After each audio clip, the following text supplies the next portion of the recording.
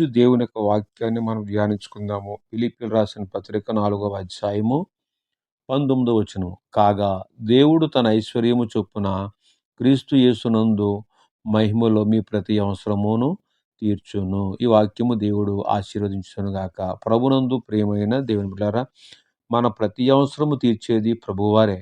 కనుక ఆయన మహిమలో మన ప్రతి అవసరము తీర్చునని వాక్యం సెలవిస్తుంది. కనుక దేవుడు ఐశ్వర్యవంతుడు.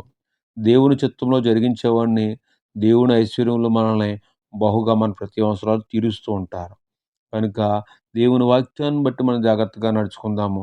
దేవుడు చెప్తున్నాడు, కాగా దేవుడు తన ఐశ్వర్యము చొప్పున క్రీస్తు యేసునందు మహిమలో మీ ప్రతి అవసరమును తీర్చును. కనుక మన ప్రతి అవసరము తీర్చేది మన ప్రభువును రక్షకుడైన యేసుక్రీస్తు వారు. గనుక ప్రభువైన యేసుక్రీస్తు వారిని మనం అంగీకరించి, ఆయన పూజించి, ఆయన్ని ఆరాధించి, మన ప్రతి అవసరాలు ఆయన దగ్గరికి వచ్చి మనం తీర్చుకుందాం.